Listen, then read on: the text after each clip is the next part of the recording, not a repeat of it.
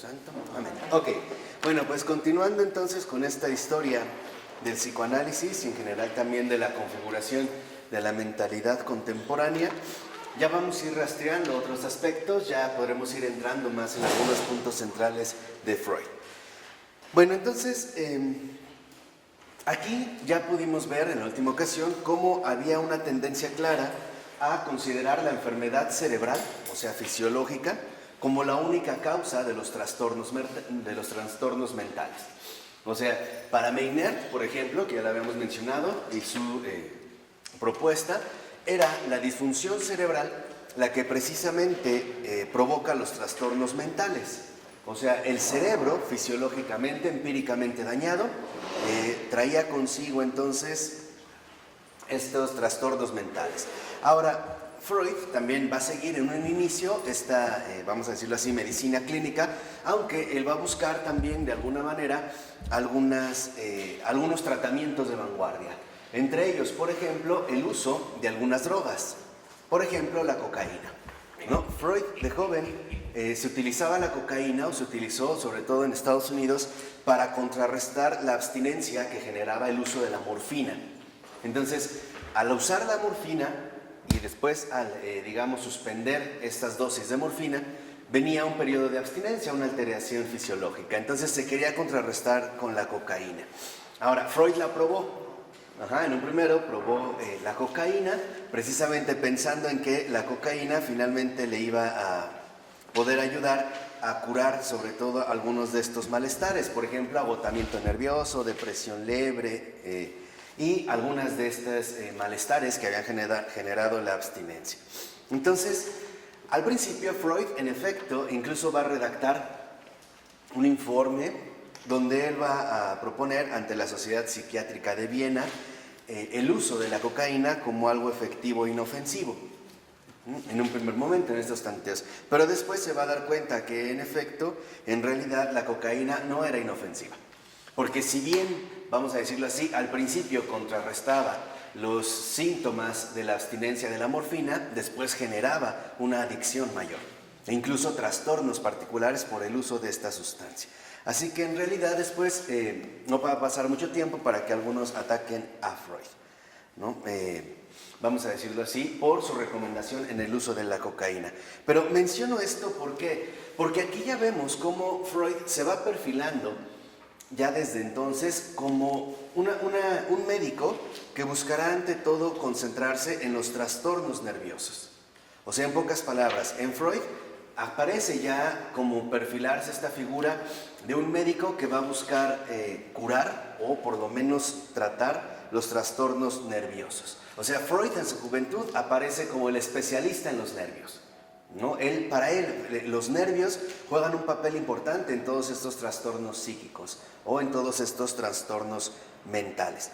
Ahora, aquí entonces, finalmente, Freud se va a aliar con Charcot, que también ya hemos mencionado, ¿no? Más que los nombres nos interesan las tendencias. Estamos como viendo cómo se va configurando la mentalidad contemporánea.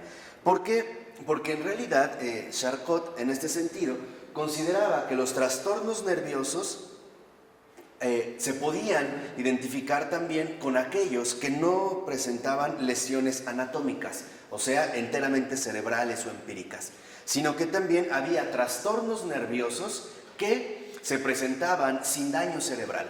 Y a estos trastornos nerviosos les llamó neurosis. Entonces aquí, vamos a decirlo así, aparece este rasgo importante donde ya se empiezan a definir en este sentido las primeras neurosis. Acuérdense que la vez pasada nosotros comentamos que en un primer momento la neurosis se atribuía al viaje en tren, ¿no? Por la agitación que se daba en los nervios. Pero con Charcot ya la neurosis ahora se va a proponer ante todo como un trastorno nervioso, que no necesariamente al menos implica algún daño cerebral, algún daño fisiológico, sino que ahora, en pocas palabras, tal parece que se va a empezar a indagar en el estudio de los nervios. El sistema nervioso como el motor que impulsaría precisamente estos daños mentales. Entonces aquí Estas neurosis, considerado un trastorno nervioso, ante todo se va a caracterizar porque carece de lesiones anatómicas, ¿no? O sin lesiones anatómicas.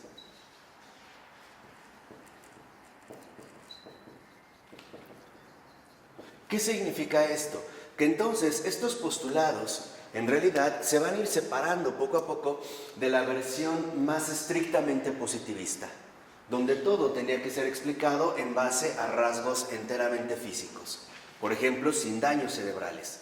Lo que van a proponer es que hay trastornos nerviosos que generan un malestar mental, las neurosis, pero que no tienen como causa un daño cerebral.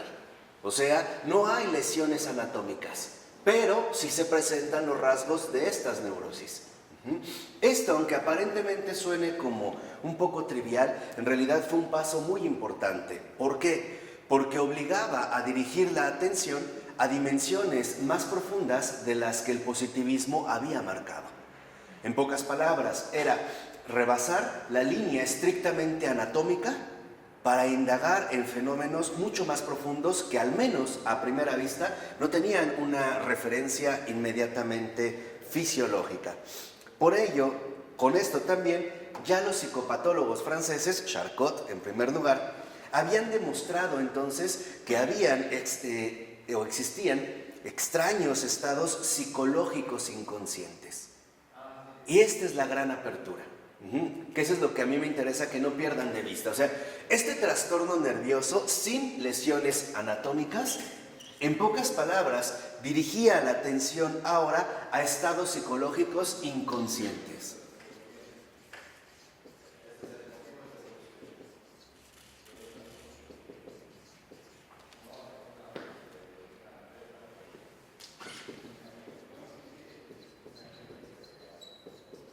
O sea, ¿qué quiere decir?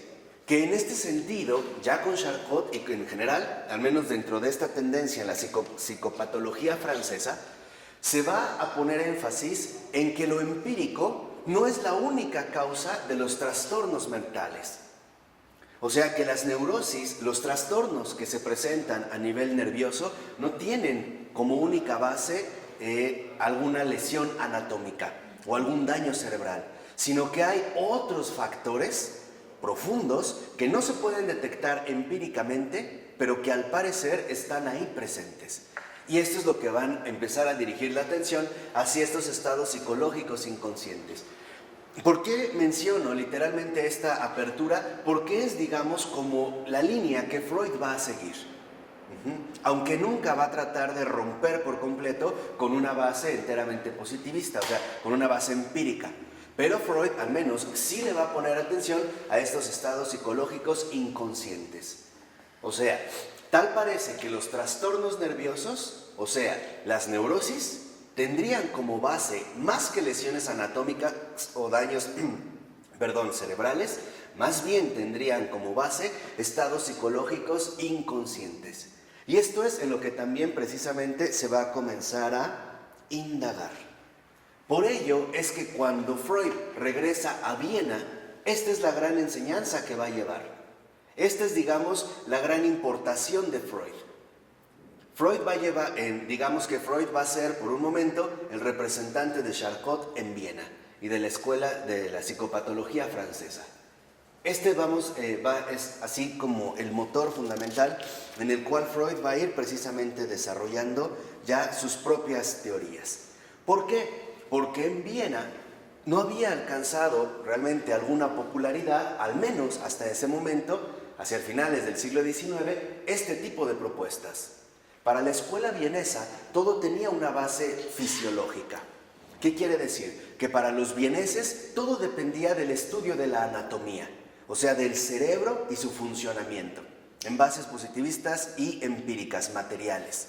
Mientras que esta idea parecía nuevamente reconducir el tema hacia el ámbito que se había superado, o sea, hacia el ámbito no empírico, o mejor dicho, no científico. Ahorita para nosotros, hablar de estados psicológicos inconscientes es muy fácil, pero en estos momentos en realidad no era nada sencillo. ¿Por qué? Por toda la base positivista, cientificista que se había adoptado.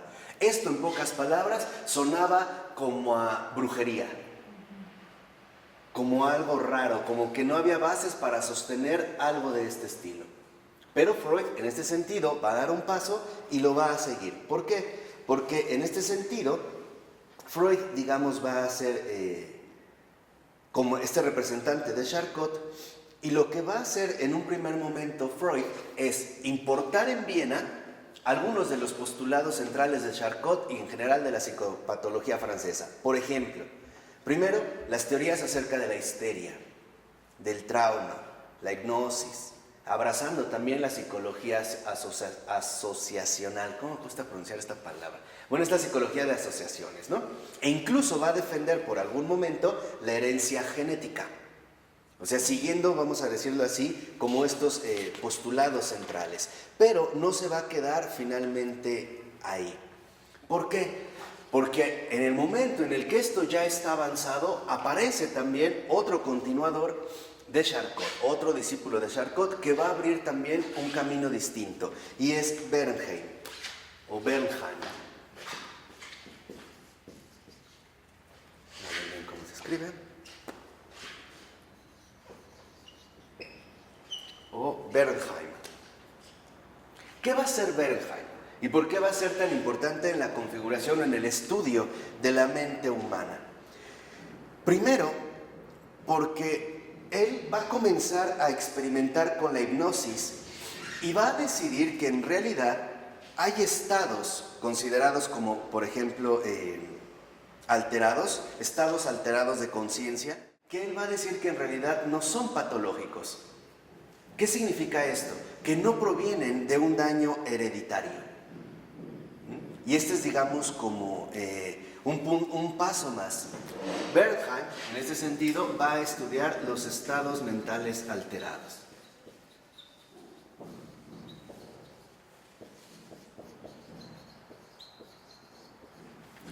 Y en este sentido, mientras que Charcot y la escuela en general parecían sostener que estas disfunciones mentales se debían a daños fisiológicos, Bernheim va a sostener más bien que no. ¿Por qué? ¿Cuál va a ser, digamos, como la idea central de él? Porque lo que él va a defender, en pocas palabras, es que hay algo así como una propiedad común de la vida psicológica. Y esto también en un primer momento va a sonar como raro. En principio, ahí va a decir Bernheim, en realidad estos trastornos que nosotros vemos, o que podemos identificar como estados mentales alterados, se deben ante todo a una propiedad común de la vida psicológica y no a una disfunción o a un malestar psicológico. ¿Cuál es lo que, digamos, genera los estados mentales alterados? Lo que él va a considerar la credulidad. Fíjense qué extraño, o sea, lo que en pocas palabras está defendiendo en este momento Bernheim es que la mente humana se altera porque se sugestiona fácilmente. Eso es lo que él está mostrando en términos científicos. O sea, estos estados mentales alterados para Bernheim provienen entonces de la sugestión. Aunque él en este momento le va a llamar credibilidad. O sea, va a decir Bernheim que en realidad nosotros somos ingenuamente apegados a lo que se nos dice. O aceptamos como este rasgo común de la vida psicológica la credibilidad. O por ponerlo en términos más usuales, nos creemos todo lo que nos dicen. Los prejuicios. Y al creer, o sea, que se llaman prejuicios, al creer todo lo que nos dicen, entonces esto provoca una autosugestión. Entonces la mente humana, por la sugestión, desarrolla estados mentales alterados. Era un rasgo que también se iba a tomar en cuenta. Por ejemplo, él va a decir que en realidad las ideas pasaban de una mente a otra todo el tiempo. O sea, en realidad había un fluir de ideas. Y estas ideas lo que van a hacer es impactar en el estado mental de una persona. Al impactar, al haber un intercambio de ideas, entonces lo que sí va a estar desarrollando era una continua sugestión. Esta sugestión, lo que va a decir en realidad Bernheim, es que como que la mente tenía las ventanas abiertas. Y al tener las ventanas abiertas, absolutamente todo se filtraba. O podía entrar cualquier cosa. La mente no era algo plenamente cerrado, sino que tenía ventanas y ventanas abiertas. Entonces, todo lo que pasaba en el intercambio de ideas también era absorbido por esta mente. ¿Qué traía consigo? Por ejemplo, sugestiones e ideas de otros. Y esto nos iba a llevar a una confusión. Íbamos a empezar a confundir las ideas propias con las ideas que habíamos recibido de los demás. ¿A través de qué? Precisamente a través de la sugestión. Aquí me parece que Bernheim también da en un punto central con respecto a nuestra mente humana. La mente humana es receptiva. La mente humana está abierta, y de hecho esa es parte, vamos a decirlo así, de su funcionalidad, está abierta a recibir las ideas de los demás. Y eso es lo que nos permite enriquecernos mutuamente. Y esto es cierto. Por ejemplo, hoy en día vemos cómo esta sugestión, el provocar estados mentales alterados, lo utilizan muy bien, por ejemplo, en la mercadotecnia. Ahí está clarísimo, ¿no? Yo a través de un comercial voy a sugerirte, ¿no?, que si tú adquieres cierto coche o cierta cosa, tú vas a poder acceder a un cierto estatus social. ¿Y esto qué va a generar? Un estado mental alterado. ¿Por qué alterado? Porque no estaría basado realmente en una objetividad clara, sino que sería lo que hoy llamamos un lavado de cerebro. Es que para Bernheim, y esa es la diferencia, la sugestión juega un papel negativo, o sea, enfermizo. ¿Por qué? Porque lo que se está tratando de explicar son los trastornos nerviosos, o sea, las alteraciones mentales. Por eso les decía, si uno realmente reconoce el aspecto positivo de esta situación, veremos que es incluso necesario para nuestro propio desarrollo humano. ¿En qué sentido? En el sentido de que para que nuestra vida funcione, en realidad, nosotros debemos de ser bastante crédulos. Si no, nuestra propia vida se vería estropeada. O sea, simplemente, si yo voy a un restaurante y pido una pasta y me dan pasta, yo ni siquiera pongo en duda que haya sido una pasta. Para nada. Si empiezo a poner en duda que si es pasta o no será una sustancia extraña con la cual me quieren envenenar, estoy a un pie del manicomio. Sí, tal cual. O sea, no podríamos darle como una continuidad a la vida. Aquí, en lo que se está haciendo énfasis es en el aspecto negativo, en ese sentido patológico de la sugestión, o sea, de la credulidad. Porque para Bernheim las ideas son intercambiables y esto produce, va a decir él, que la mente se sugestione con ideas ajenas. O sea, con ideas que en pocas palabras no le corresponden. Y aquí Bernheim tiene razón. Y hay que mencionarlo. Por eso les decía, aquí también no solo hemos venido a criticar, hemos venido a ponernos, a cooperar con la verdad. ¿En qué sentido? En el sentido de que, por ejemplo, hay personas que sufren graves malestares, trastornos de personalidad por la sugestión que han recibido a partir de ideas, convicciones que les fueron transmitidas, especialmente, por ejemplo, por sus padres, generando o desarrollando una falsa identidad. ¿Qué significa esto? Que la mente humana está llamada a ser dirigida y orientada por alguien adecuado, en este caso por los padres, y eso es lo que debemos entender. La mente no actúa en automático. No es nada más como un coche que debo encender y arranca. No, se tiene que ir configurando poco a poco. Y esa es parte también de nuestro propio desarrollo humano. Por ejemplo, vamos a suponer un padre que le ha insistido a su hijo que es un inútil o que es una niña porque es débil o porque es sensible o porque llora, bla, bla, bla, bla, bla, bla, bla, bla, bla, bla.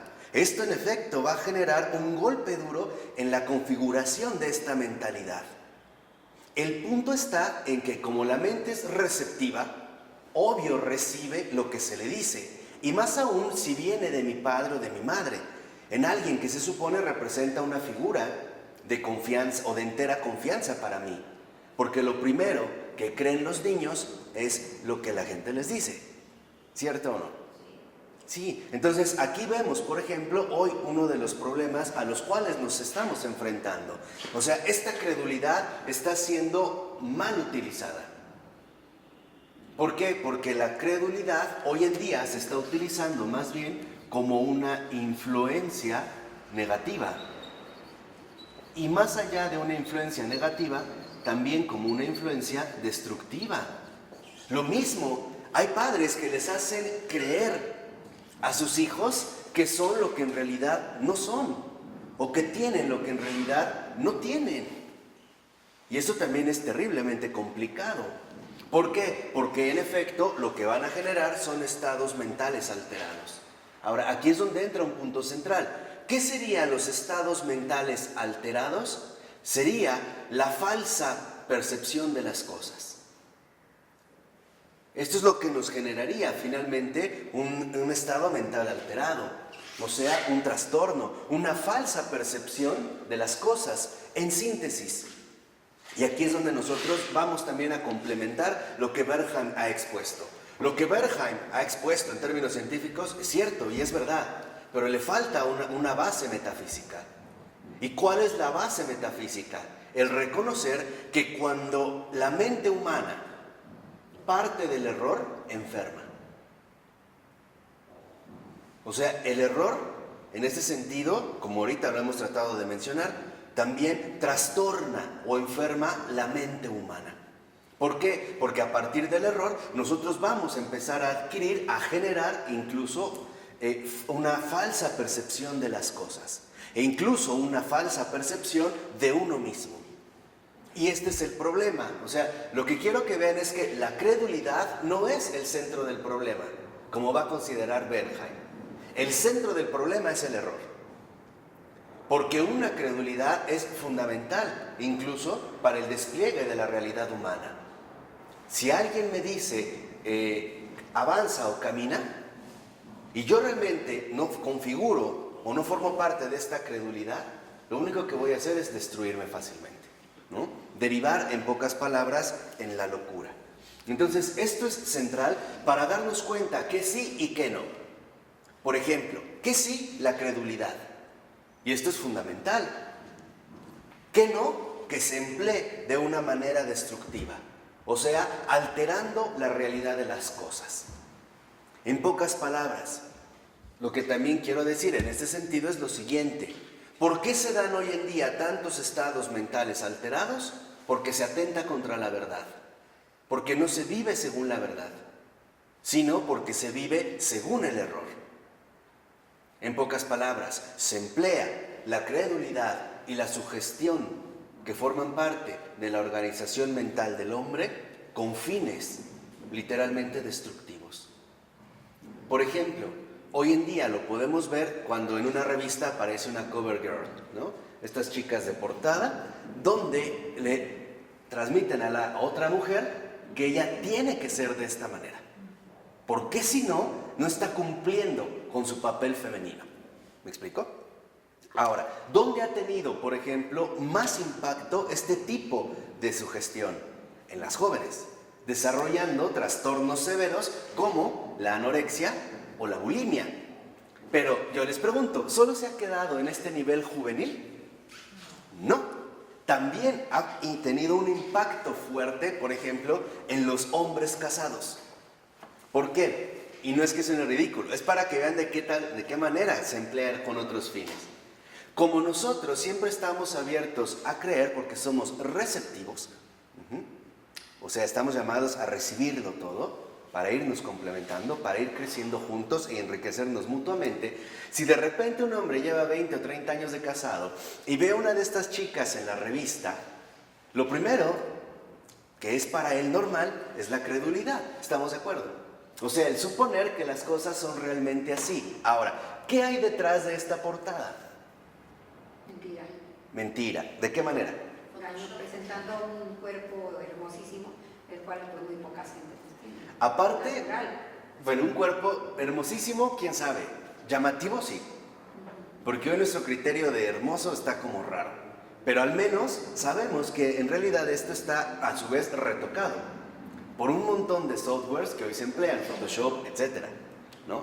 O sea, en realidad esto es una mentira. No es para la venta, para... Exacto. O sea, se emplea en este caso ¿la qué? La credulidad. La credulidad. Y eso es lo que hoy están explotando con la mercadotecnia. Pero si este hombre revisa esta revista y realmente se engancha, ¿qué va a pasar cuando llegue a su casa con su esposa? Pues una defensa. ¿Y qué va a empezar a generar esto? Discordia. Desprecio, por ejemplo, reproche, asco, ¿sí?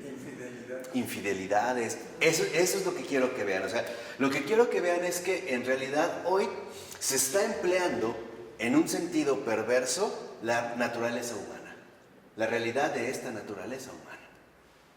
O sea, lo que está mal no es el hombre, lo que está mal es cómo se están utilizando la propia realidad humana para fines completamente distintos a los que han sido llamados o a los que están orientados esta misma realidad humana, estos estados mentales alterados. Por ejemplo, no sé si han visto hoy en la publicidad, generalmente cuando anuncian un auto y se estaciona, ¿qué tipo de arquitectura se muestra atrás? ¿Qué tipo de relaciones sociales, ¿no? Un social club, ¿no? Ahí extraño, dado, o sea, ¿qué es, digamos, todo esto lo que está generando? ¿De qué estamos siendo, en pocas palabras, bombardeados? Continuamente. O sea, sí hay estados psicológicos inconscientes, eso es verdad. Y no crean que solo se reduce a lo que en un momento se estudió, por ejemplo, por ahí de la década de los 60, de los 80, que llamaban los mensajes subliminales, que también los hay, pero no se reducen a esto. O sea, lo que quiero que entiendan, por así decirlo, es que hoy en día lo que se busca es utilizar tergiversadamente la propia naturaleza humana para fines antihumanos. ¿Por qué? Porque cuando todo esto parte del error, la propia naturaleza humana degenera. Y hoy en día lo vemos. Desde una jovencita que se la pasa vomitando o que no quiere comer porque ya considera que está obesa, hasta una mujer casada que se siente despreciada porque no es valorada como mujer, porque no es tocada, porque no es aceptada o porque se la pasan reclamándole, etcétera, etcétera, etcétera, etcétera, hasta un varón que simple y sencillamente, ¿no?, se siente como excluido del mundo porque no cubre con un cierto parámetro que se le ha ofrecido. Y eso es lo que hoy en día estamos viviendo. Lo que está generando estos estados mentales alterados en el hombre contemporáneo son la falsedad de las ideas. O sea, el error. Una cultura basada en el error tiene como consecuencias justamente lo que hoy en día estamos viviendo, a nivel cultural, a nivel amplio. Por ejemplo, hoy hay personas que están convencidas de que sus hijos deben tenerlo todo menos ellos, ¿no? Entonces van a trabajar muy lejos, están desde la mañana hasta la noche y no hay un momento de convivencia. ¿Y esto qué genera, en pocas palabras? Abandono. Entonces aquí es donde también yo les había dicho que nosotros, al menos como católicos, este es un llamado muy serio, debemos ya superar la pereza intelectual. ¿Se acuerdan que se los dije al inicio? Nada ya de pereza intelectual. O sea, debemos de reaccionar. A ver, ¿qué es lo que realmente está aconteciendo? ¿Qué lo está generando? ¿De dónde está proviniendo?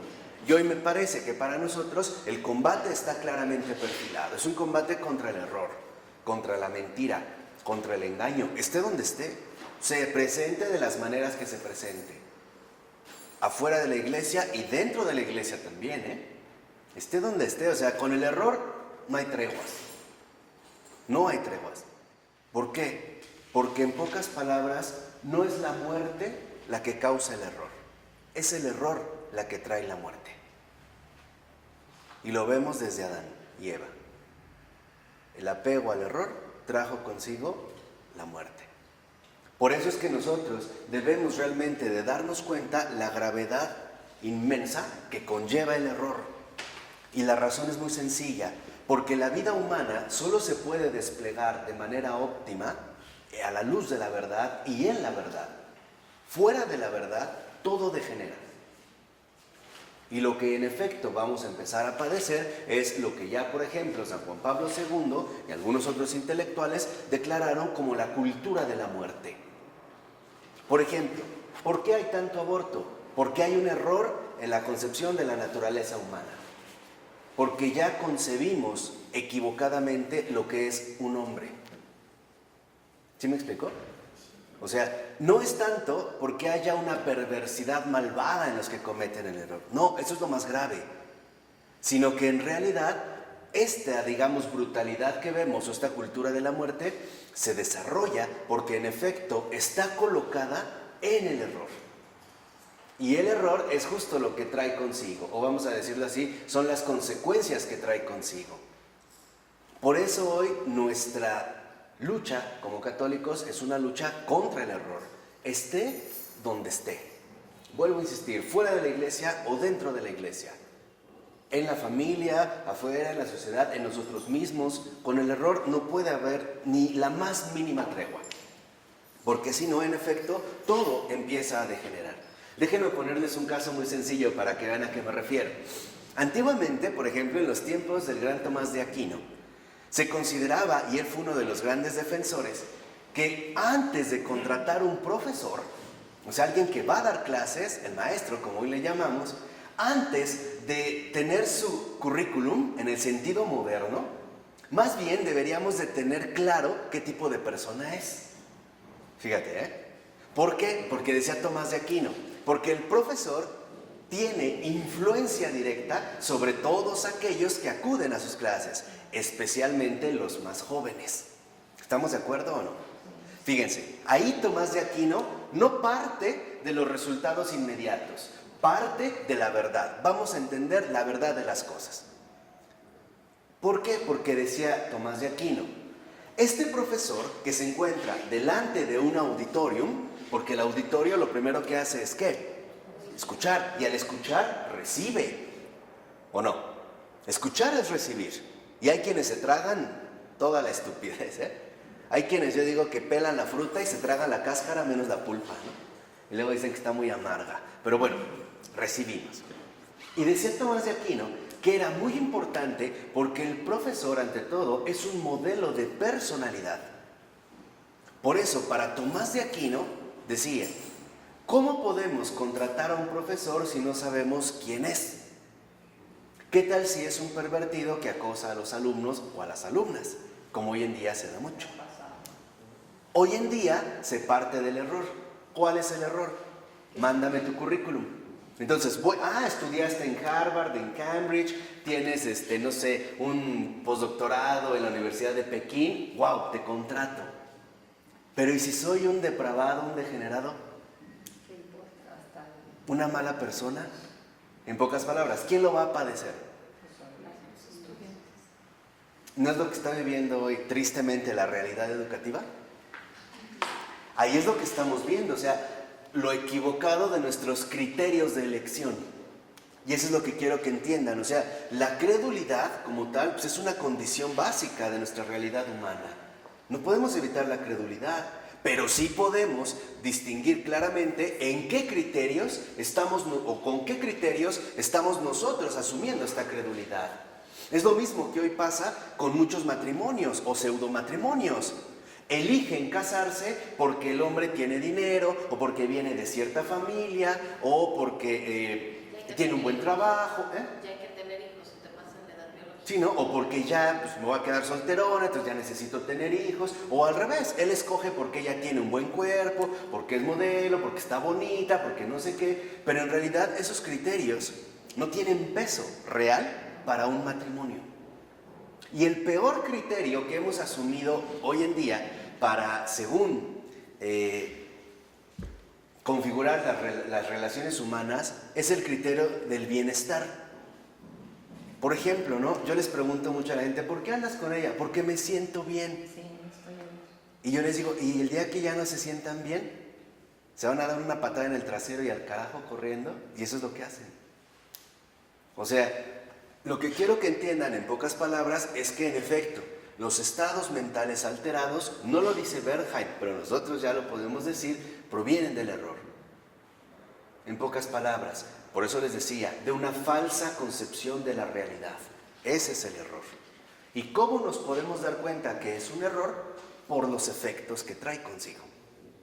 Hoy también no es casual entonces que una cultura que ante todo está fundada en el error, promueva el aborto, la eutanasia, incluso el homicidio, el suicidio, el divorcio, La mentira, el engaño, el abuso, la corrupción, la guerra, etcétera, etcétera, etcétera.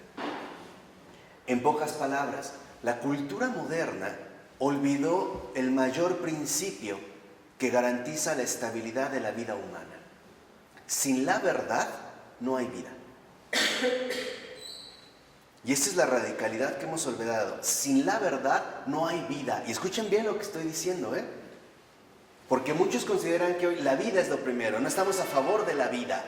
Sí, pero una vida que no está en la verdad no es vida. Es muerte. Es muerte. Díganme si hoy a eso le llamaríamos vida. Al trato que se da a las personas. No. O sea, nosotros no defendemos la vida. Amamos la verdad. Y por eso estamos con la verdad. Porque de la verdad brota todo lo demás ordenadamente. Y más, esta vida es Dios. Sí, claro. Es esta verdad profunda, o sea, y eso es a lo que estamos llamados a avanzar. Porque hoy mucha gente se conforma con una vida que en realidad no es vida. Por ejemplo, hoy también tenemos como ciertos criterios de mediocridad vivencial, ¿no? Bueno, pues mi esposo a lo mejor pues, sí me engaña, pero pues, es discreto, ¿no? Al menos no es descarado o cínico, ¿no? Sí me pega, pero nunca con el puño cerrado, a pura patada, ¿no? Jamás me ha levantado una mano, siempre es con patadas voladoras, ¿no? Nunca me ha dejado la cara marcada, ¿no? ¿Sí me explicó? O sea, hoy lo que realmente debemos reconocer es que sin la verdad no estamos en la vida. Ustedes escuchen qué dijo Cristo. Yo soy el camino, la verdad y la vida.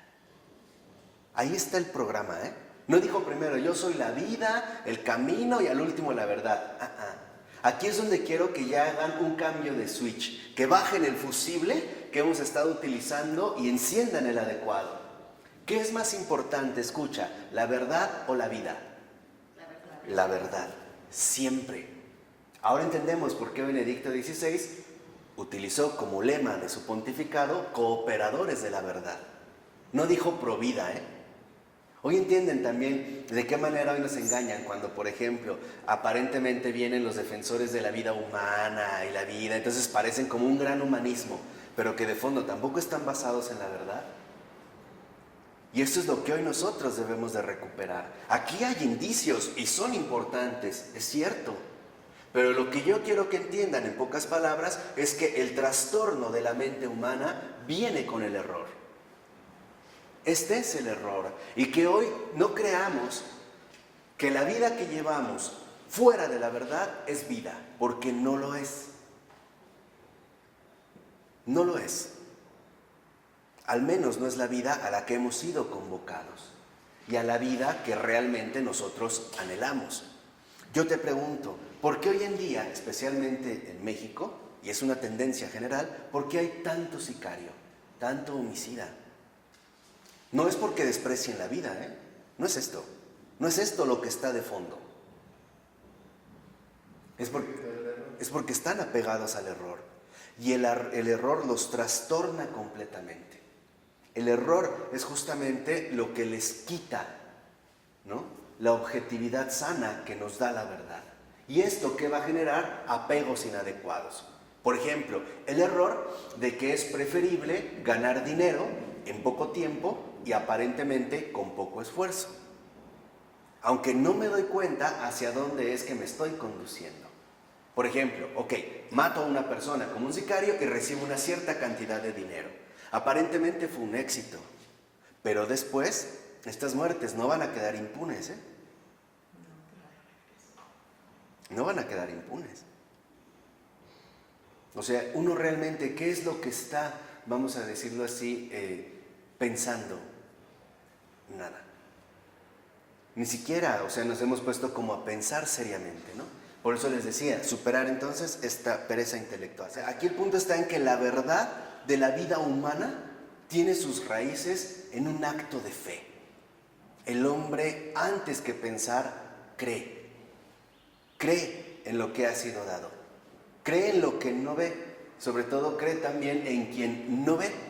Y es parte de su credulidad humana, que no es para nada una ingenuidad como hoy nosotros lo pensamos, sino que es la base sólida incluso de su propia existencia. Cree. Lo fundamental que les digo, que es un acto de fe, es justo lo que nos permite a nosotros incluso desarrollar nuestra vida humana en el mayor nivel de plenitud posible. Si simplemente las relaciones humanas no están basadas en la confianza, ¿se deterioran o no? Sí. Lo que pasa es que les decía que nuestra naturaleza humana, la credulidad es, por decirlo así, aquel aspecto que nos permite desenvolvernos y desarrollarnos de manera sana, de manera ordinaria, o sea, de manera común, pues, sana, normal. O sea, la credulidad es normalidad. No puedes ir dudando de todo. No, o sea, si tú te pones a dudar de todo, acabas en la locura. Es un hecho, o sea, si yo voy a dar un paso y empiezo a dudar si realmente es mi pierna y si al seguir el otro paso se va a convertir en arena y me va a tragar un hoyo negro y no sé qué, ya estoy mal, o sea, la duda me lleva a la locura. La credulidad es la normalidad. Cuando uno va a la tienda y uno pide 1 litro de agua, uno no sospecha si le dieron gasolina o si era un veneno el que me voy a tomar. Para nosotros la credulidad es la normalidad, tal cual. Pero yo les decía que hoy en día lo que se hace es que debido a estos corazones perversos, o sea, con esta maldad interna en el corazón, utilizan este aspecto de la realidad humana para perjudicarla. ¿Cómo? Pues a través de sugestionarle con ideas falsas a través también de convicciones equivocadas. ¿Y qué es lo que hoy en día precisamente se propone? Pues una cultura del error. Esta cultura del error es la que finalmente ha dado pie a la cultura de la muerte. O sea, si uno lo ve, si uno analiza más o menos como los fenómenos más llamativos de hoy en día, veremos que en efecto, en el fondo, lo que está ahí presente es un error. Y este error trae un montón de cosas bien nefastas. Por ejemplo, cuando Chesterton decía, lo que está mal en el mundo es que ya nadie habla de lo que está bien, está yendo al error. O sea, no se está yendo a las descripciones genéricas, sino al error. Él decía, ¿por qué me informan en un periódico que Juan López fue asesinado a balazos? Fíjate, Dice, ¿por qué me informan esto? No es que no me importe Juan López, es que nunca ni siquiera me informaron que Juan López nació pesando 3,8 kilos y completamente sano. Eso no me lo dicen. Entonces dice Chesterton, ¿cuál es el error? ¿Que nos hablen de Juan López? No.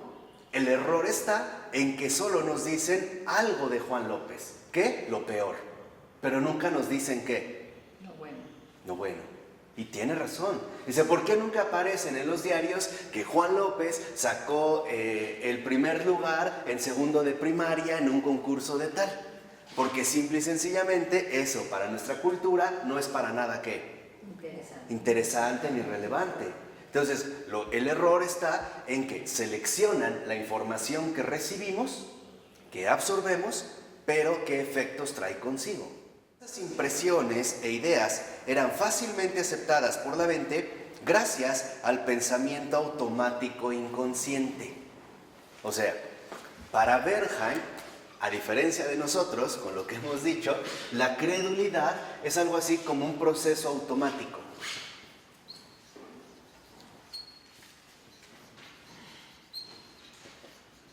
Inconsciente.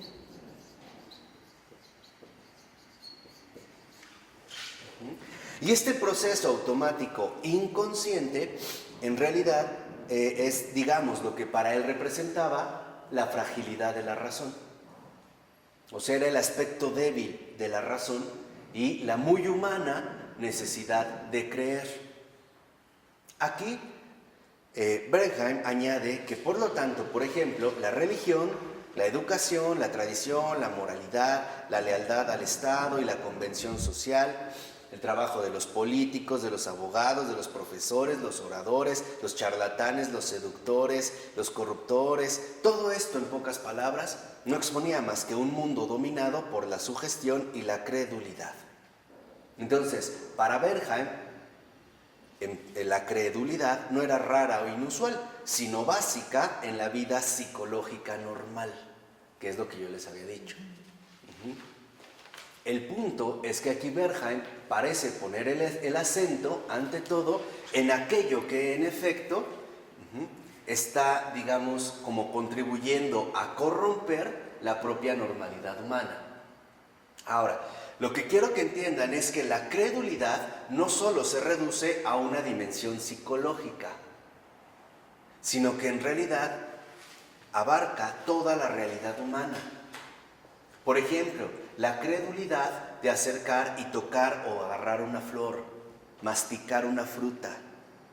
Nadie piensa que al masticar esta fruta se va a transformar en una sustancia rara o van a salir de ahí avispas y abejas con aguijones enormes.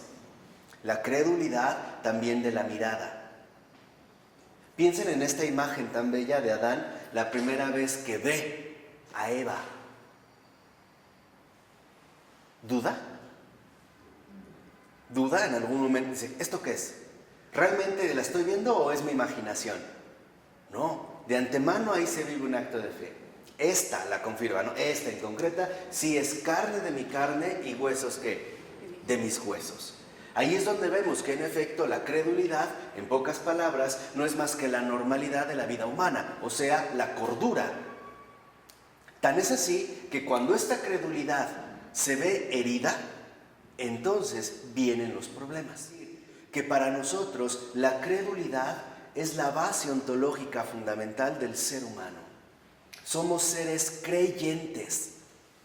Con esto yo no estoy diciendo que somos seres creyentes en el sentido limitado de una religiosidad en particular.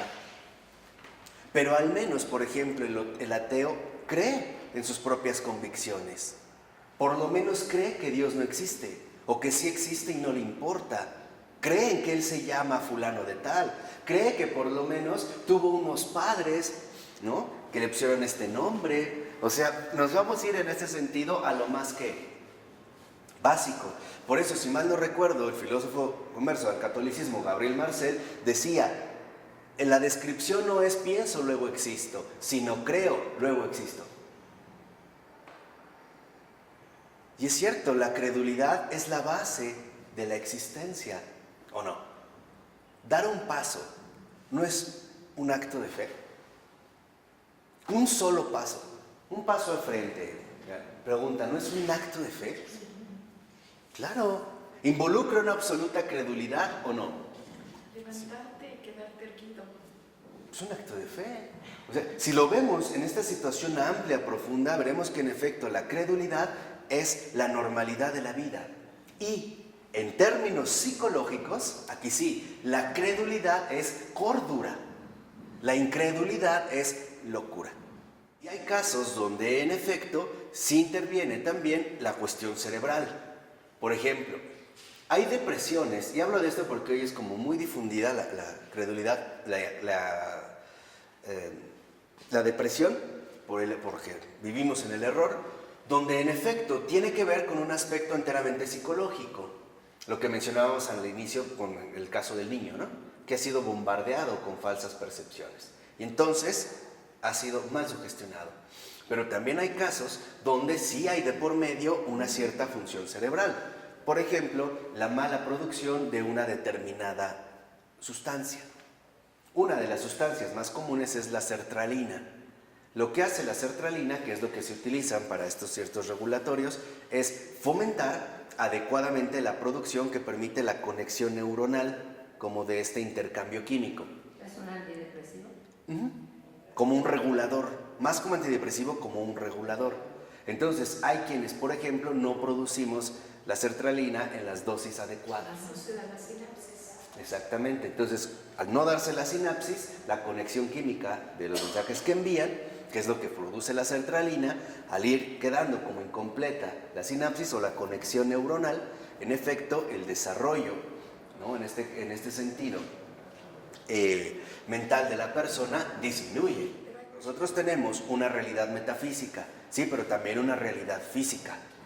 Y esto es fundamental. O sea, no podemos dejar a un lado alguna parte del ser humano, ¿no?, que es lo que estamos tratando de entender. Entonces, hay que reconocer que sí, tanto lo físico como lo metafísico están profundamente entrelazados en la realidad humana. ¿De acuerdo? Entonces, era insistir en la base fundamental de la credulidad. No, la razón no se opone a la credulidad. O sea, lo que quiero que entiendan es que la credulidad no es más que el estado normal y benéfico de la criatura humana. Eso es estado normal. Que la razón, en gran medida también, se puede oponer a la credulidad. ¿Por qué? Porque la credulidad no es más que la ausencia de la propia autoconciencia en este sentido. La credulidad lo cree todo, porque él mismo no es un obstáculo. ¿Me explico? ¿No? Lo cree todo porque nosotros mismos no nos hemos convertido en un obstáculo para vivirla. O sea, la razón está llamada finalmente a integrarse a la dimensión profunda y amplísima de la credulidad. Pero ¿qué es lo que ocurre de repente? Que nosotros, al empezar a tomar conciencia de nosotros mismos, empezamos a poner determinados límites a lo que en un primer momento se nos otorgó.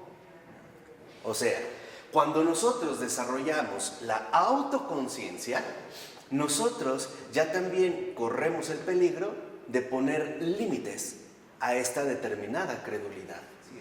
Que el riesgo que nosotros corremos, y nadie se salva de él, es el ir quedando atrapados en nosotros mismos. Esta convicción del sí mismo, esa recta luz de la razón, esa recta luz me dará una indicación a mi medida, pero yo no la puedo absolutizar.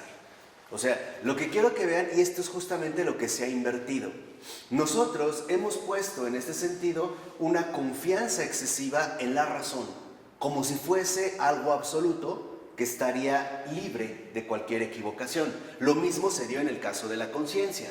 Hay quienes dicen, pues tú sigue a tu conciencia y no te vas a equivocar, o sea, absolutizándola por completo. Pero no es así. ¿Por qué? Porque el hecho de que la recta luz de la razón sea la presencia de Dios en mí y Dios es absoluto, no significa que entonces yo participo enteramente de lo absoluto, porque entonces nunca me equivocaría. Sabría siempre de manera perfecta como solo Dios lo puede realizar, y esto no se da. O sea, Dios me puede dar a mí una participación de su luz, pero ¿en qué medida?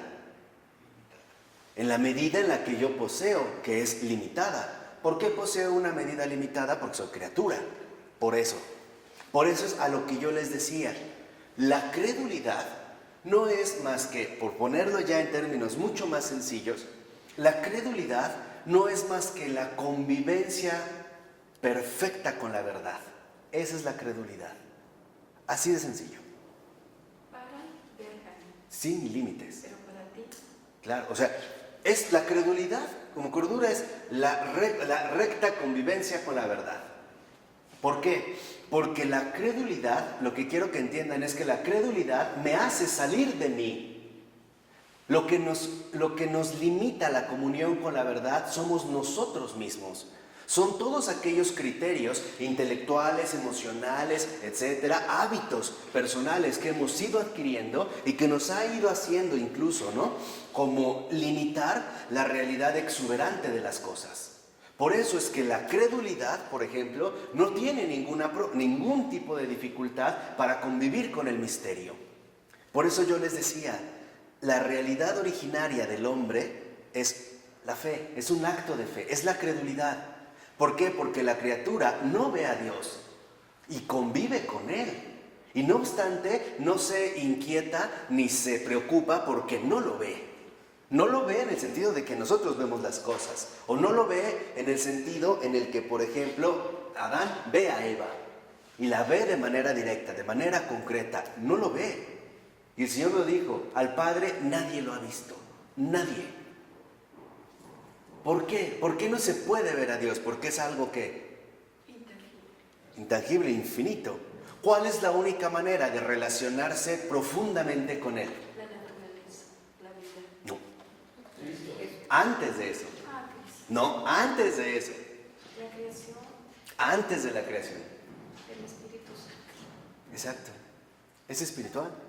Exactamente. Es espiritual. Y eso no se ve. No se ve. O sea, es una presencia que yo no puedo ver, pero que no me limita en el sentido de que mi credulidad precisamente no ha ido adquiriendo estos límites. O sea, lo que quiero que entiendan es que la credulidad no es más que la apertura a la verdad, es salir de mí mismo, es salir de mí. ¿Qué es lo que pasa? Que nuestra razón sí tiene también una cierta tendencia de rebeldía, porque nuestra razón va a buscar apropiarse las cosas según su propia medida. Y ahí es cuando empieza a brotar el yo. Cuando empieza a brotar el yo, empieza a venir, como ya lo explicaba Fichte en su momento, la contraposición entre el yo y todo lo que no, y todo aquello que es no yo. Pero aún así, en este sentido, ¿cuándo disminuye nuestra credulidad? Cuando ya no estamos en una comunión profunda con la verdad, sino que ahora nos creemos más a nosotros mismos.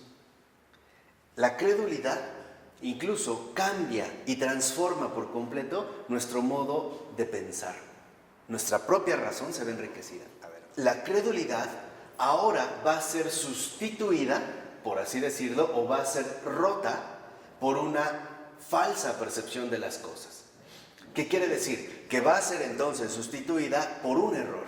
Incluyendo una falsa percepción de ti mismo. Claro, pero yo no tengo ni la capacidad ni la posibilidad de poder sobrepasar este error por mí mismo. De hecho, solo la acción de la gracia lo puede realizar.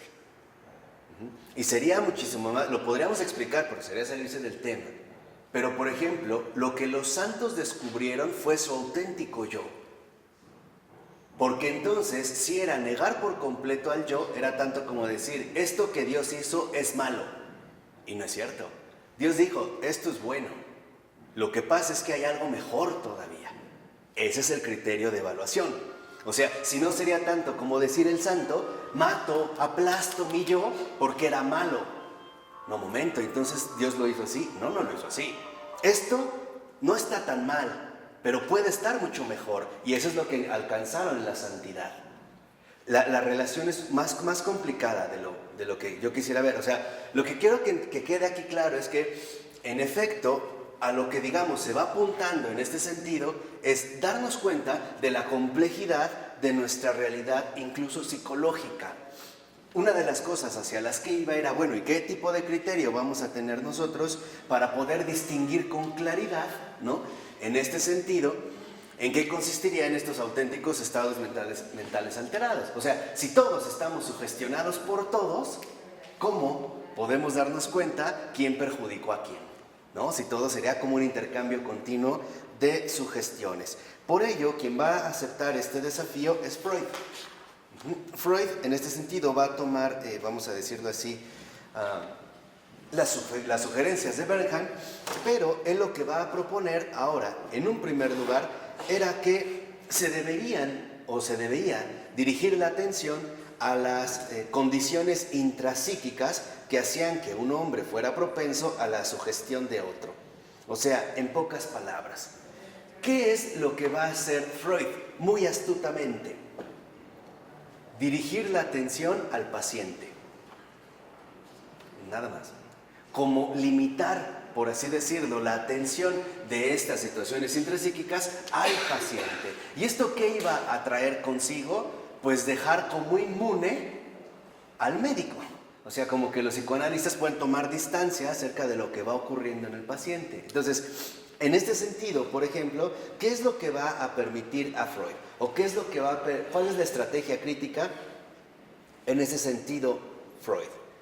Que va a limitar su exploración al funcionamiento de una sola mente, la del paciente. Entonces, lo que hace Freud es decir, claro, es que esta sugestión, estos estados mentales alterados, estos estados psicológicos inconscientes, más bien deben de ser asumidos solo del paciente. En pocas palabras, dejaba fuera del juego de la toxicidad psicológica al médico, en este caso al terapeuta. O sea, la estrategia de Freud era proponer un modelo donde aparentemente el médico queda inmune de estas sugestiones. Y entonces nada más toda la atención en ese sentido se va a concentrar enteramente en el paciente. Aquí es donde entra una grave dificultad. ¿Por qué? Porque ¿cómo puede un ciego guiar a otro ciego? Así de sencillo. O sea, para que realmente una terapia sea efectiva, y escucha bien, no solo depende de conocer al paciente, sino quién es el médico que lo está tratando. En pocas palabras, para que tú sanes un alma, necesitas estar sano tú. Si no, no puedes. Se va a volver o se va a convertir finalmente en un juego sumamente peligroso, ¿no? Y aparte en un tremendo negocio.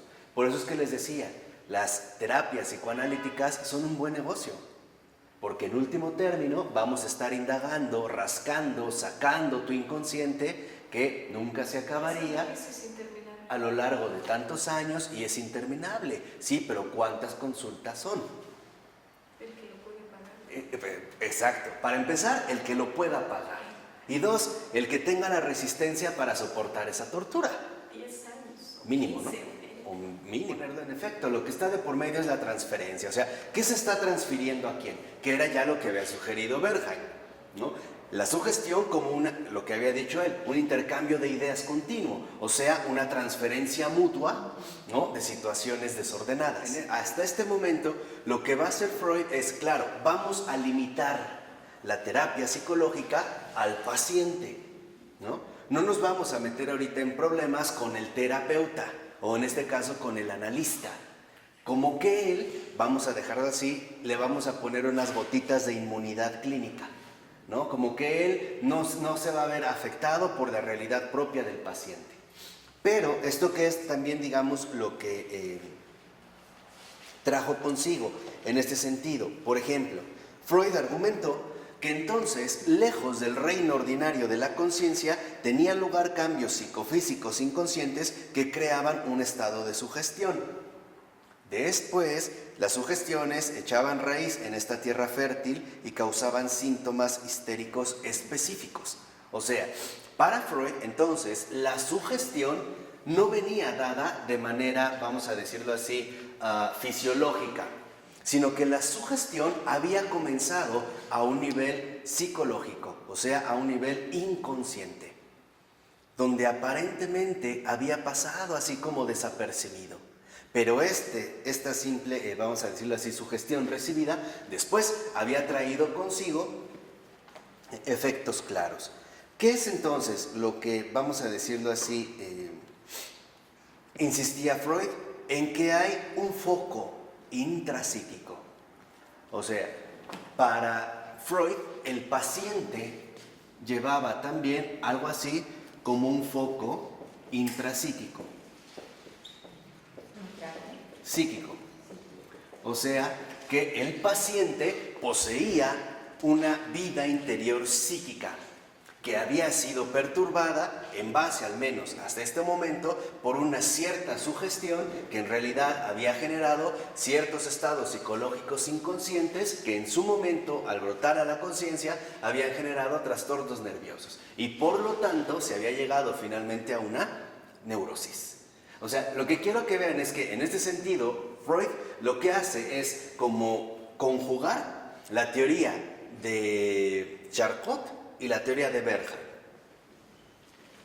En síntesis, lo que está diciendo Freud es que el paciente con neurosis en realidad se presenta este estado mental alterado o este trastorno nervioso porque hay ciertos estados psicológicos inconscientes que fueron recibidos a partir de una determinada sugestión.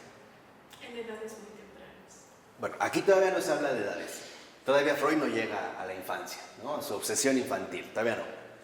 Pero aquí lo que él va detectando es que en efecto, y eso es muy importante, al menos, que no solo la herencia genética era un factor que podía explicar un trastorno mental. En pocas palabras, Freud lo que dijo es que un enfermo mental no nacía con esa enfermedad mental genéticamente dada, sino que podíamos enfermar en cualquier momento. Y esto es verdad. Ahí Freud tiene toda la razón. Una mente sana puede quebrantarse por ciertos acontecimientos que lo lleven incluso a vivir un shock psíquicamente tremendo. En pocas palabras, que no solo los locos son los que heredaron la locura, sino que la locura también es adquirida. Eso es lo que quiero comentar. Por eso es que les decía, Y te la contagian tus niños. oh, te la contagian tus niños. No, o sea, en pocas palabras, que claro que podría haber un índice de un cierto trastorno mental o locura por factores genéticos, pero también la locura se puede adquirir de un momento a otro. O sea, entrar finalmente en un shock. Piensen, por ejemplo, y a mí me tocó vivirlo, en el terremoto del 85, yo de niño me acuerdo, ustedes recuerdan, a mí me tocó ver mujeres que eran las auténticas lloronas, e iban literalmente desnudas o semidesnudas, en camisón, gritando por sus hijos, y yo las vi, y yo las escuché en la calle, y nunca se repusieron. Gente que a lo mejor había mujeres, y fueron varias, que habían perdido a sus hijos, y que ese acontecimiento había sido lo suficientemente contundente como para quebrar por completo su cordura. En pocas palabras, y esto también es una luz fundamental, la vida psíquica humana es frágil también. No es, en ese sentido, invulnerable. Para que ahora comprendan con más bases que la credulidad es precisamente el estado óptimo de la vida psíquica humana. Es el descanso de la psique. Nuestra psique, cuando vive la credulidad, alcanza el descanso que necesita. Ya no está en esta tensión psíquica que incluso lo va a llevar, en último término, a acabar completamente agobiado e incluso avasallado por todas estas, vamos a decirlo así, ataques, ¿no?, psíquicos que la propia mente emprende contra uno mismo. Al contrario de lo que estamos mencionando nosotros, lo que decíamos hace un momento, para ellos la credulidad no es más que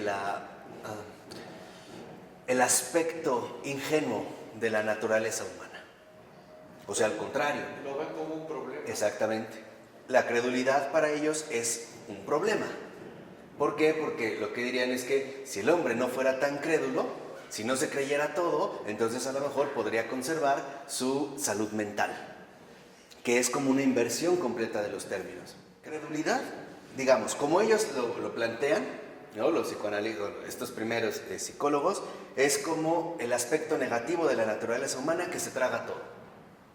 Entra todo en esta credulidad, y dentro de esta credulidad entonces también se va a empezar a desarrollar una sugestión, porque los estados mentales alterados consisten en que yo ya no tengo claro qué proviene de mí y qué no proviene de mí. O sea, una mezcolanza ahí tremenda de un montón de ideas o de cosas que se han ido filtrando en nosotros. Lo que yo mencionaba es que la credulidad es, digamos, la condición metafísica fundamental del ser humano. O sea, es mucho más profundo que lo que aquí se propone. ¿Por qué? Porque cuando uno, por ejemplo, realmente vive la credulidad, la propia razón o la vida psíquica, en ese sentido, mejor todavía, la vida psíquica alcanza su verdadero reposo. Y eso es algo que el cristiano está llamado también a adquirir. Lo que quiero que se den cuenta es esto: el cristiano en la credulidad no es que deje de pensar, es que ya no piensa estupideces. Esa es la gran diferencia. Es la paz que te da. Exactamente. O sea, lo que quiero que entiendan es que la credulidad católica no anula el pensar. No, lo ordena de tal manera que ahora no se agobie inútilmente por cuestiones irrelevantes, o más bien, que no sucumba a las presiones psíquicas del error, sino que incluso su pensar en esta credulidad repose incluso en la propia contemplación intelectual de la verdad. Y de hecho esa es la vida ordinaria del creyente. ¿Qué pasó? Lo que les decía, nosotros, acuérdense, estamos enderezando vigas de acero, literalmente. O sea, son ya estructuras también intelectuales y rutinas emocionales que hemos adaptado, se los dije, por lo menos de 2 siglos para acá. Y no iba a ser de un momento para otro. Y vemos ahorita a lo mejor las dificultades que tenemos. ¿Por qué? Porque lo que quiero que entiendan es que nuestra cultura es una cultura del error, que todo lo ha tergiversado, incluido el lenguaje.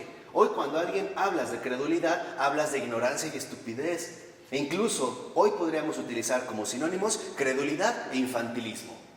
Eres ingenuo o ingenuidad, así a grandes rasgos. Pero esa no es literalmente el contenido semántico o bueno, significativo de la propia credulidad. Credens, creo, credum. ¿Qué quiere decir? Que en efecto, cuando nosotros, por ejemplo, confesamos el credo, empezamos diciendo creo. Y pueden leer la introducción al cristianismo de Joseph Ratzinger, primero, 2, 3 capítulos. Verán que todo se concentra básicamente en esa palabra.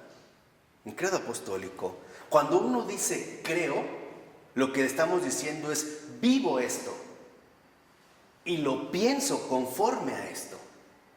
O sea, ya no hay, vamos a decirlo así, como conflictos entre lo racional y lo creíble, o bien esta supuesta oposición entre la fe y la razón. Aquí más bien todo está integrado de manera ordenada. Nada más dense cuenta de algo. Nuestro pensar tiene una gran potencialidad. Bueno, ¿en qué la empleamos? ¿Cuáles son realmente los razonamientos que absorben nuestra intelectualidad? ¿Valen la pena o no valen la pena? O sea, desde ahí podemos ver dónde es que se está gastando esta energía. Porque también es una energía intelectual, no vamos a decir que no, también cansa, también agobia, o sea, también en este sentido la razón está llamada, ¿no?, a poder dirigirse finalmente a estas fuentes vivas de la verdad donde la razón alcanza su auténtico reposo. ¿Por qué? Porque ¿qué es lo primero que nos aporta la contemplación de la verdad? El descansar de los errores que tanto nos estaban agobiando. El poder salir de todas estas ataduras que incluso a mi vida psíquica la estaban enfermando y la estaban en este sentido oprimiendo. Y esto se puede ir viendo claramente en el desarrollo que lleva a cabo. Aquí lo que sí quiero, digamos, que se den cuenta es que lo que está en juego de fondo es darnos cuenta, en último término, cómo el paciente, que en efecto posee un foco intrapsíquico, o sea, una vida psíquica interna, como tal, no puede ser curado solamente a través de suponer que ha recibido determinadas sugestiones. Porque la corrupción que también la naturaleza humana trae va más allá del mero índole psíquico. Y lo podemos ver, por ejemplo, hasta en nuestra realidad física o corporal. El envejecimiento, el cansancio, el agobio, ¿o no? Cada vez que ustedes escuchen que yo digo, nosotros decimos que, o podemos decir que, estoy hablando como un pensador católico que habla, digamos, desde el ámbito concreto de la catolicidad, poniendo en claro previamente lo que se dice. Por eso es que yo les decía, claro, la indicación, por ejemplo, de Berghan es muy buena, pero todavía puede alcanzar mayor profundidad. O sea, lo que quiero que entiendan es que el criterio intelectual que estamos empleando como verdaderamente pensantes católicos es muy sencillo. No contradecir, no refutar, sino ampliar, extender. Para aprender. Claro, exacto. No se trata de decir, no, esto está mal y lo voy a refutar y voy a tratar de contradecir. No. Eso no sirve para nada, menos ahora en este contexto. Lo que se necesita es enriquecer, ampliar, ¿no? Acrecentar lo que se ha dicho, llevándolo incluso, sacándole más provecho y más jugo. Y a veces enderezando a lo mejor caminos que se desviaron, tratar de seguir una senda mucho más fecunda, o vamos a decirlo así, muchísimo más fructífera. Yo les dije que era como subir cada vez más de nivel, ¿no? Ahora se trata de entrar a un autor, como echarse un clavado y salir, y tomar aire, y volar, como los peces voladores, ¿no? Si los han visto, son chiquitos, se comen, ¿no? Creo que sí se comen. Bueno, entra al agua, sale del agua y vuela. Entonces, de aquí, si de repente, digo, yo voy a tratar de insistir más todavía en qué punto estamos, ¿no? Digo, y qué bueno que me lo hacen saber, porque para mí como que está claro, porque lo leo, lo releo, lo estudio, lo memorizo y lo digo. Pero si no, bueno, se trataré de ser como más prudente en esto, pero digo, cuando escuchen que yo digo, nosotros decimos, ¿qué? Estoy hablando como un pensador católico de la catolicidad misma, ¿no? Padre, del Hijo y del Espíritu Santo. Gracias, Amén. Patito. Pues gracias.